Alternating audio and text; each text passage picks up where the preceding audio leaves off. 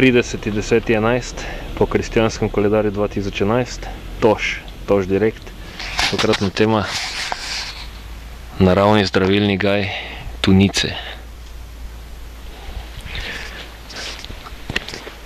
Lokacija: parkirišče nad naravnim zdravilnim gajem. Spoštovano občestvo, čas je za spregovoriti nekaj modrih misli glede naravnih zdravilnih gajev. In sicer se vzpostavljajo situacije, kjer nekateri ljudje, ki zagovarjajo klasično doktrino zdravljenj s sintetiko, to vrstne dejavnosti, kot so naravni zdravilni gaji, klasificirajo kot neke vrste alternativno medicino. Dejansko je pa dejstvo, da vsak naravni zdravilni gaj premore tisto regenerativno moč, ki jo človek izgubi. Kajti človek izgublja zdravje takrat, kadar izgublja stik z naravo. Na povsem doumljivem primeru razložimo takole: ko na mestu, da hodiš po zemlji, hodiš pretežno po betonu, se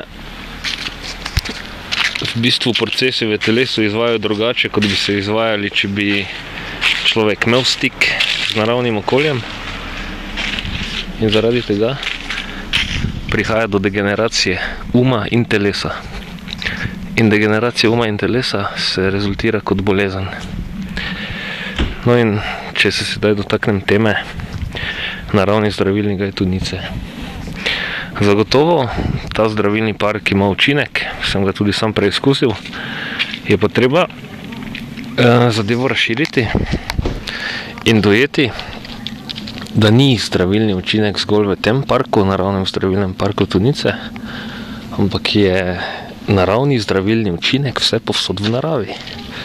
Morda so tu nekatere te energetske točke močnejše, kot so povprečne, ampak ne smemo kljub temu, da ta park, kot rečeno, deluje, ustvariti prepričanja, da pa zdravilnih točk denimo ni tu spodaj, ali pa tukaj na travi, ali pa kjerkoli že.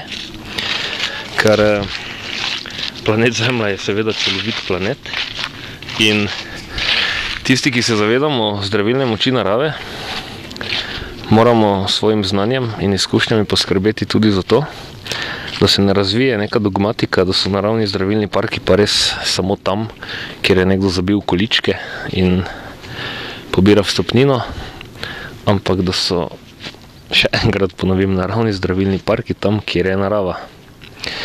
No in situacija je takšna, da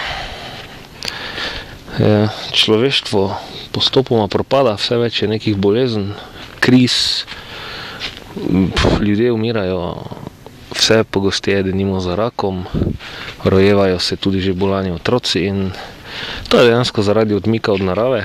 In sam svetujem, da ljudje, ki živite tukaj blizu, tudi denimo Ljubljana, obiščete naravni zdravilni park Tunice, se v njem za začetek naučite biti v stiku z naravo in potem lahko te točke najdete tudi seveda na Rožniku, v parku Tivoli, da ne bo to vse potem izgledalo kot nek ritual, neko romanje, ker moramo biti pošteni do teh energij.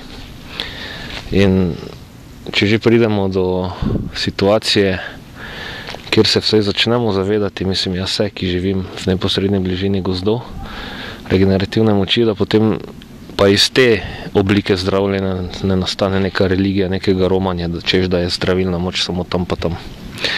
No, tukaj vidite, spoštovano občestvo, kot nek intermezzo v ta prispevek se nekdo posebej potrudil.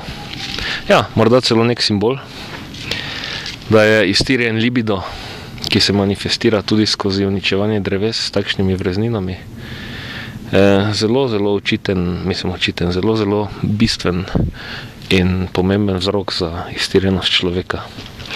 Na mestu ljubezni hedonistični seks, fuk, in na mestu odmika oziroma premika k naravi, odmik od narave in v neko umetnost, ampak ne umetnost kot izdelovanje umetnin, ampak namesto naravnega umetno, namesto lesa, plastika in podobno.